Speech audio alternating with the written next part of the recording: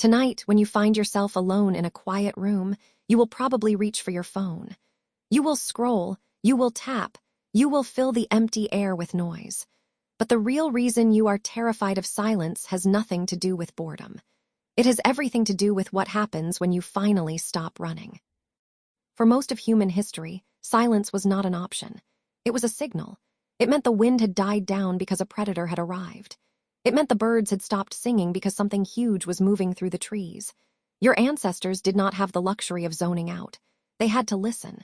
Their survival depended on detecting the faintest snap of a twig or the subtle shift in the ambient soundscape that signaled danger.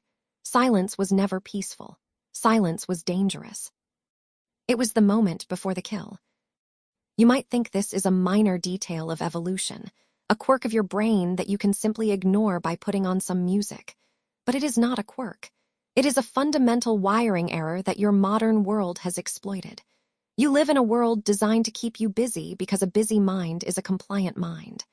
A quiet mind is a questioning mind. And a questioning mind is hard to control. When you sit in silence, your brain does not shut off. It switches modes. This is where the story gets strange. Neuroscientists have discovered that when you are focused on external tasks, certain networks in your brain are active. But when you let your mind wander when you do nothing, a different network lights up. It is called the default mode network, and it is not doing nothing at all. It is digging. It is digging through your memories. It is connecting dots you didn't know were connected. It is reviewing every awkward thing you said 10 years ago. It is replaying every failure, every regret, every fear. This is why silence feels so uncomfortable. It is not just quiet. It is confrontation. You are forced to meet the person you are without the distractions that usually keep you distracted from yourself. In 2014, researchers at Harvard University published a study that changed how we understand happiness and thought. They found that people who were alone with their thoughts, even doing nothing more than sitting in a room with no phone and no book, reported feeling significantly less happy than those who were occupied. The participants chose to shock themselves rather than sit with their own minds. Yes, they chose physical pain over mental stillness. This reveals a profound truth. We would rather hurt ourselves physically than face the void within. Why is the void so terrifying? Because in the silence, your ego dissolves. Without the labels of your job, your relationships, your achievements, who are you? For many, the answer is frightening. You are just a collection of impulses and anxieties. You are a biological machine trying to make sense of a chaotic universe. This realization triggers a primal fear response. Your amygdala, the ancient part of your brain responsible for threat detection, interprets this existential uncertainty as a physical danger. It pumps adrenaline into your system. Your heart races. You feel an urge to escape. This is why you grab your phone. It is not just habit. It is a defense mechanism. The screen provides a surface-level engagement that keeps the deep, unsettling questions at bay. Every notification is a tiny anchor keeping you tethered to the present moment, preventing you from drifting into the deep end of your own consciousness. But there is another layer to this terror. It is social. Your ancestors lived in small groups where harmony was essential for survival. If you were silent, if you withdrew, it might mean you were sick or angry or planning to leave. In a group of 50 people, being isolated was a death sentence. So your brain evolved to interpret social silence as rejection. When you are alone, your brain scans for social cues. It looks for other voices, other movements. When it finds none, it flags the situation as a social threat. You feel lonely, even if you want to be alone. This is the paradox of the modern condition. You crave connection, yet you fear the intimacy of your own company. You build walls of noise to keep the world out, but in doing so, you keep yourself locked inside a prison of constant distraction. You are terrified of silence because silence is the only place where you can hear your own voice. And that voice is often one you have spent your entire life trying to drown out. Consider the experience of meditation. For beginners, sitting for 10 minutes can feel like an hour of torture. The mind races, it itches, it searches for stimulation. This is not a lack of discipline. This is withdrawal. You are withdrawing from the dopamine hits of digital engagement. You are withdrawing from the constant low-level stress of information processing. Your brain is screaming for input because it has been conditioned to expect it. Dr. Judson Brewer, a psychiatrist and neuroscientist at Brown University, has studied this phenomenon extensively. He found that anxiety and addiction are both driven by a feedback loop of uncertainty followed by reward. When you feel uneasy, you seek a behavior that reduces that unease. Scrolling, snacking, checking emails, these are all coping mechanisms. They provide temporary relief but reinforce the cycle. True silence breaks the cycle. It forces you to sit with the unease until it passes. Until you realize that the feeling itself is not dangerous. It is just a feeling. This is the counterintuitive twist of human psychology. We think we need happiness to be at peace, but peace is not the absence of sadness or anxiety. Peace is the ability to exist with them. Silence is the training ground for this ability. It is where you learn that you can survive discomfort, that you can sit with your thoughts without acting on them, that you can be alone without being lonely. Your ancestors understood this intuitively. Many indigenous cultures practiced periods of solitary silence as rites of passage. They would go into the wilderness alone for days. They would fast. They would sit in total darkness or blinding sun. They sought out these moments of extreme sensory deprivation because they knew it was the only way to gain insight. They believed that wisdom came from the quiet places. They did not fear the silence. They courted it.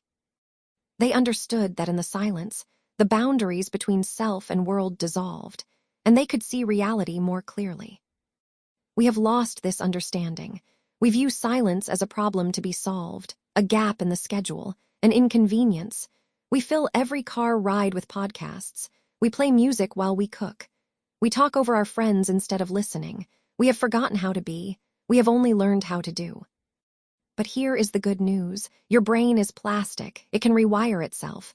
You can teach yourself to love silence. It starts with small steps. 10 minutes a day, no phone, no music, just you and the wall. At first, it will feel unbearable. Your mind will rebel. It will try to trick you into thinking of something urgent. It will remind you of that email you forgot to send. It will make you remember a name you couldn't quite recall. These are tricks. Ignore them. As you persist, something shifts. The noise begins to settle. Like mud in a glass of water, the sediment sinks to the bottom. And then clarity rises. You begin to notice things you missed before, the rhythm of your breath, the hum of the refrigerator, the texture of your own emotions. You start to see patterns in your thinking. You realize that most of your worries are fictional. They are stories your brain tells you to keep you on edge. When you sit in silence, you see the strings. You see the puppeteer. And you can cut the strings. This awareness changes everything. You become less reactive, less driven by impulse, more capable of choice. You stop living in reaction to the world and start living in response to your values. This is the true power of silence. It is not passive. It is active. It is the most powerful tool for self-mastery you have. Think about the last time you had a breakthrough idea. Did it happen while you were scrolling? Did it come during a meeting? Probably not. It happened in the shower, on a walk, while driving. These are moments of low cognitive load. Moments where your default mode network got some space to breathe. Creativity is not forced. It is allowed. It emerges from the cracks in your attention. Silence creates those cracks. We live in an attention economy. Your attention is the product being sold. Tech companies spend billions of dollars studying how to capture and hold your gaze. They use algorithms designed to exploit your psychological vulnerabilities. They know that if they can keep you engaged, they can sell your data. They can sell you things. They can sell you ideologies. To do this, they must keep you noisy. They must keep you anxious. A calm person is a dangerous customer. A calm person does not buy on impulse. A calm person does not share rage bait. A calm person thinks critically. So your terror of silence is not just personal. It is political. It is structural. The modern world is designed to make you afraid of being still because a still person is free. Free from manipulation. Free from consumerism. Free from the endless scroll of outrage and envy. But you can reclaim that freedom. You can choose to step back, to turn off the noise, to sit in the quiet and face the monster. The monster is not under the bed. The monster is in your head, and it is just a mirror.